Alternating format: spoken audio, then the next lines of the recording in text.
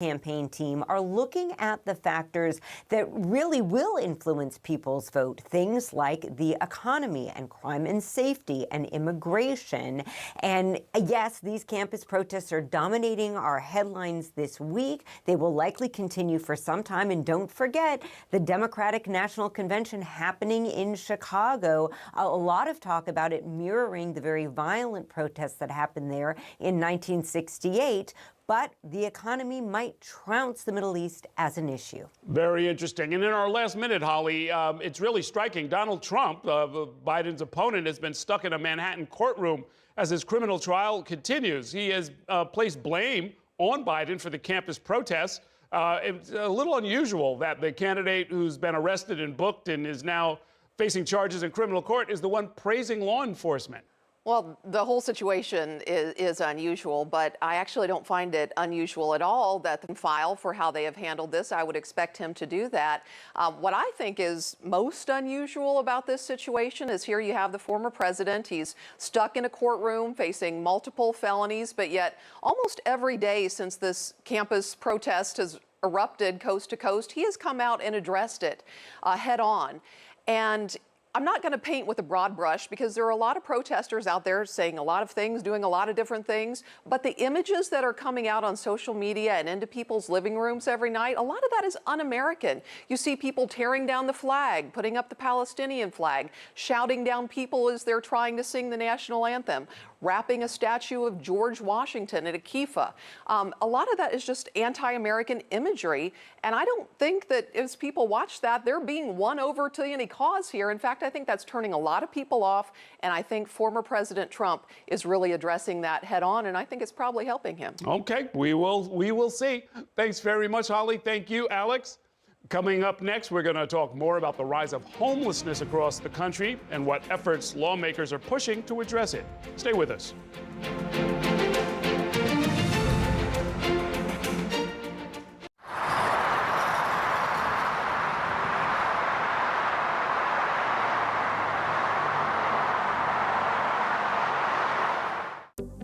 Spectrum News Plus. News from a new perspective, dedicated to refreshing storytelling and empowering communities across the nation. With balanced reporting, providing real context and in-depth coverage 24 hours a day. Here's a look at your forecast across the country. Local stories, connecting communities. We are Spectrum News Plus. Streaming now on the Spectrum News app and free with your Spectrum subscription. Sorry, guys, that took me for...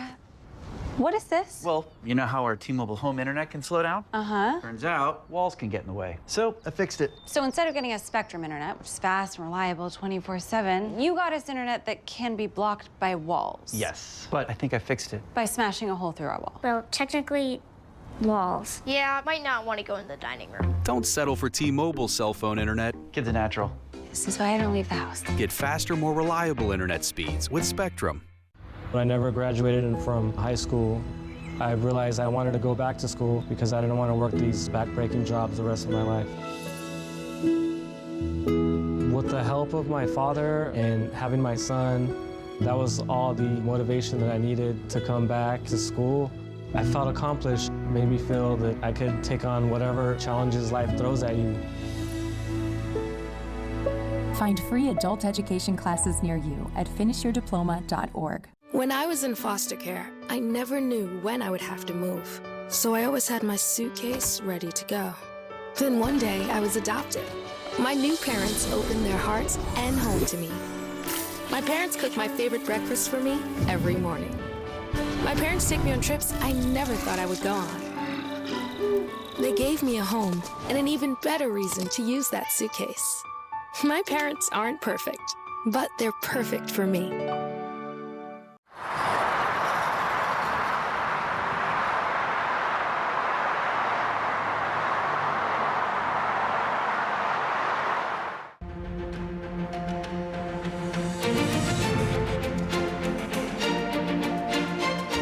We are back with The Big Deal. I'm Errol Lewis. The U.S. Supreme Court is currently weighing a significant case about homelessness. Last week, the justices heard arguments about whether cities can fine, ticket, or jail people for sleeping outside when there are not enough beds in shelter. The case comes at a time when the U.S. is seeing a record number of people without a permanent place to live.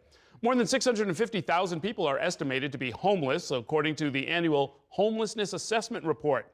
And 40% of those people are so-called unsheltered, meaning they are sleeping outside of the streets and in parks, train stations, and other public places. Spectrum News reporter Cody Taylor has the story of one man's struggle in Wisconsin. This is Mike. He's currently living in shelters and sometimes on the streets. Not only do I have addiction issues, I got mental issues and stuff like that. I'm actually supposed to be on meds for bipolar, ADD, ADHD. Mike says he hasn't been able to get the medications he needs to treat his disorders.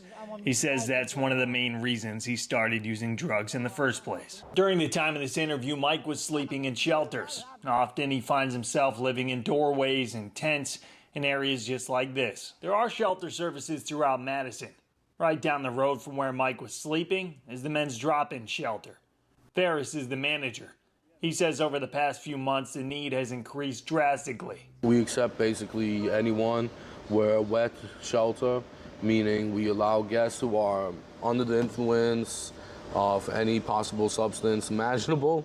Ferris says his shelter does have rules. He says many struggling with homelessness have trouble following those rules. Having, rules and structure is a bit difficult for them to abide by.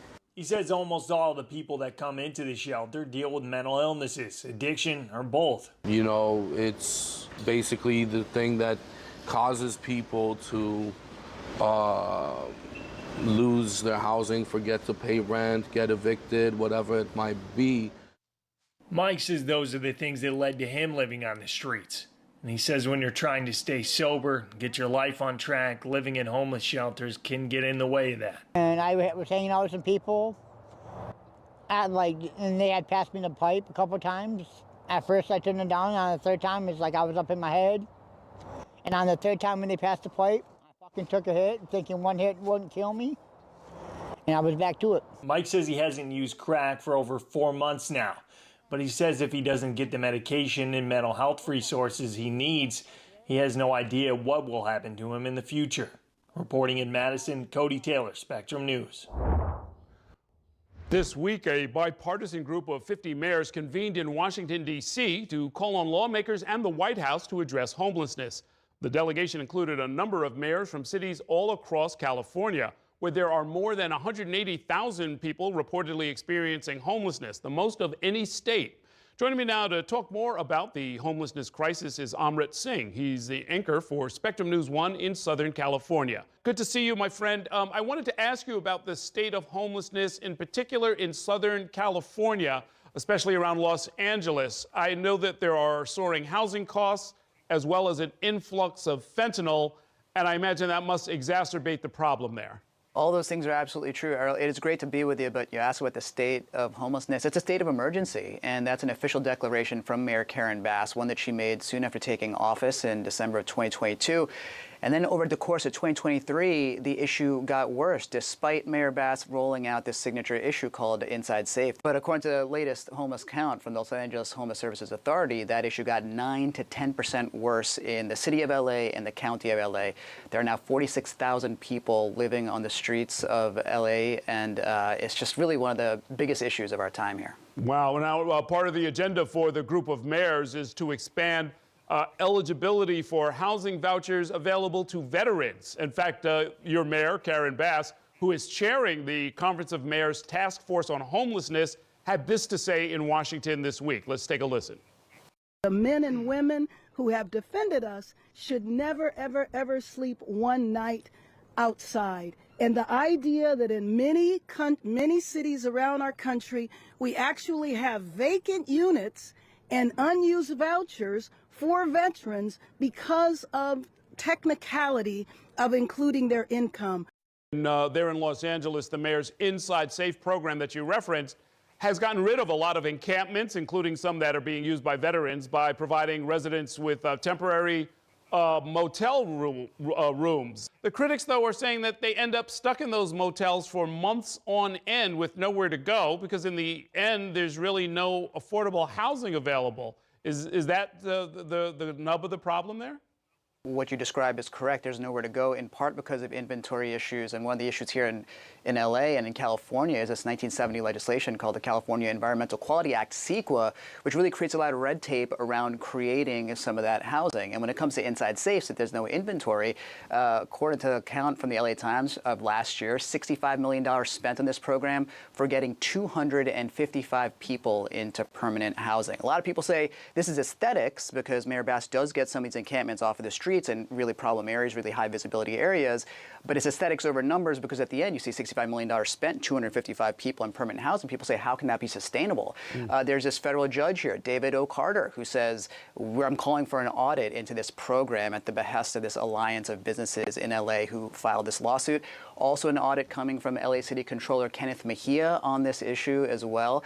And you just got to tell you, Errol, Mayor Bass just had her budget rollout, and she called for a $65 million cut to that signature program, still funded to the tune of $185 million. But a lot of people say, hey, this might be a reflection of this grim reality of the program's difficulties. But you know, she's not giving up. She's still got ideas. Yeah. Well, yeah, I mean, when it comes to ideas, I was struck by another thing that I saw that Mayor Bass has unveiled, which is to try and ask wealthy residents of Los Angeles to just donate money to buy apartments for the unhoused population. Is that a real approach? I mean, are the wealthy actually donating? What has the response been to that? There's hope and skepticism around this, Errol. And I mean, just the receipts that we have so far, limited as they are, it's a relatively new program. It's called LA for LA. About $10 million is the most recent count. Hollywood mogul Jeffrey Katzenberg wrote a big check for $300,000. But you know, a lot of this just reflects the fact that taxpayers are fatigued at billions of dollars spent across California and even here in LA for not a lot of results. So Mayor Bass is saying, instead of putting this back onto the ballot with a bond measure, let's ask some of these wealthy people to donate. Let's see, maybe they will, maybe they won't, but it's just some sort of a proposition or a solution. And, you know, like I said, there's some money coming in, but people are saying, you know, especially wealthy people are saying, don't ask us. But again, we'll have to see how much it really comes up with. Okay. I know you're going to stay on top of that. Thanks so much. Very informative discussion. Great to talk with you, my friend.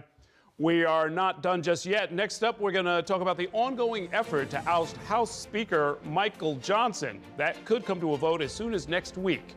Stay with us.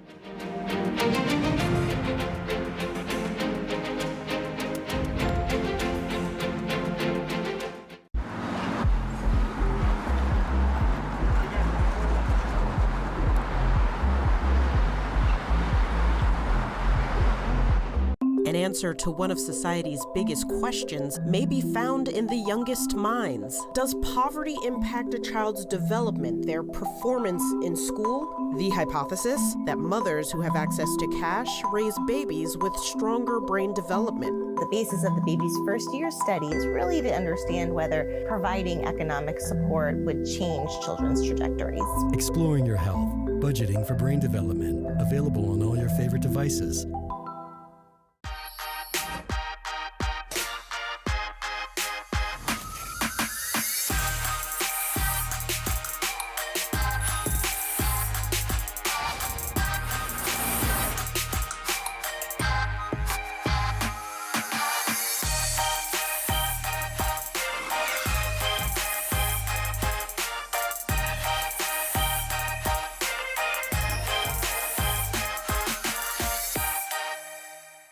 Okay, Dad.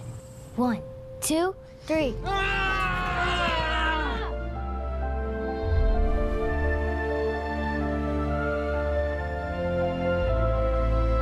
You saved me. Dad? Are you okay? I'm fine, dear. Your hero needs you now, and AARP is here to help. Find the care guides you need at aarp.org/caregiving. I don't remember how it started. Go to that. Our back and forth. It always came back. Dad! You probably don't remember what you told me, That was perfect. but I heard every word.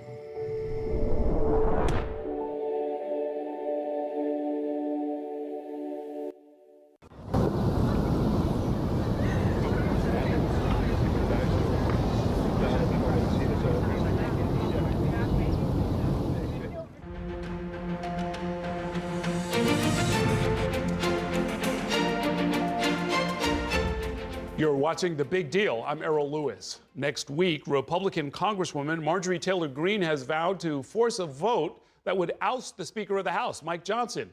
But if that effort is likely to fail, House Democrats have pledged to help protect Johnson, and it takes a majority of members of the House to remove the Speaker. Now, this rare show of support for Democrats for this conservative Republican leader comes just days after he pushed through a massive aid package, which has been a top priority for Democratic lawmakers. Joining me now with some analysis of next week's big deal is Josh Robbins, Spectrum News Chief National Political Reporter. Great to see you, Josh. And if Marjorie Taylor Greene knows that she doesn't have enough votes, why would she even threaten to bring it to the floor? Well, it gets her a lot of attention, frankly, and it also spotlights some of the differences that she says that she has with the current House Speaker over any number of issues, mostly that he has had the audacity to compromise with Democrats who control the Senate and control the White House. He used Democratic votes to pass through that measure that you talked about, that aid deal, and other measures, including a budget. And to her, that means that he's essentially a rhino, a Republican in name only. Is there a durable relationship or coalition now emerging between Mike Johnson and the Democratic leader, Hakeem Jeffries? I don't know if it's durable. I think for the foreseeable future, enough Democrats are going to vote to keep him in power for two reasons. Number one is they think that the chaos would harm or could have the potential to harm Democrats. They can at least say we're the ones who are keeping the lights on in the House of Representatives. And number two is that he has passed enough of their priorities to make it worthwhile. So now up in Western New York, a Democrat, Tim Kennedy, won a special election just this last week, and that shrinks the Republican majority to now 217 Republicans, 213 Democrats. On the other hand, there are some more special elections coming up. How might that change the balance of power? I mean, it's basically going to be the Republicans in control by a very narrow majority. A couple of seats in California and in Ohio, to name two. But I anticipate that for the foreseeable future, we're going to continue to have the Republicans narrowly in control and banking on Democrats to pass a lot of big things. Okay. Thanks very much for that analysis, Josh. And thank you all for joining us on this edition of The Big Deal. We'll see you next Friday night. Stay tuned to your local station for the latest headlines and weather.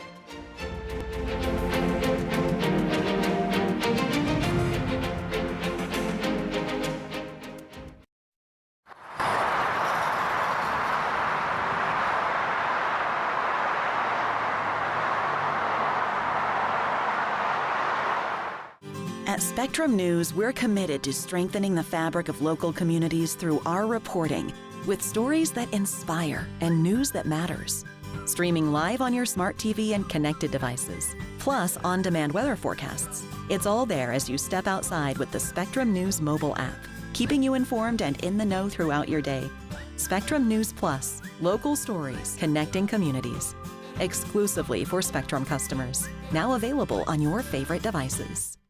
At Spectrum, our workforce of over 100,000 employees are all located right here in the U.S. You can find them in our stores, in the field, and in our call centers with 100% U.S.-based customer service. Our team works hard to provide the towns, cities, and neighborhoods they live in with the reliable services that everyone counts on, making us one of America's most trusted companies. We're Spectrum, creating jobs and opportunities across the country, and proud to be 100% U.S.-based.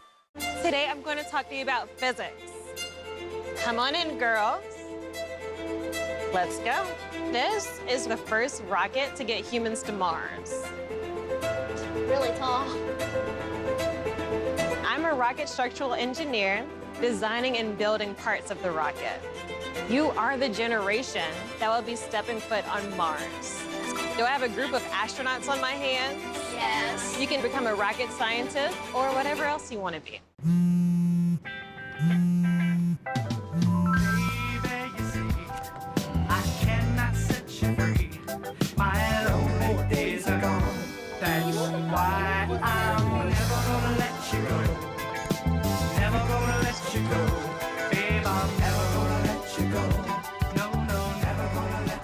Here you go. Thank you. Thank you. Never gonna let you go.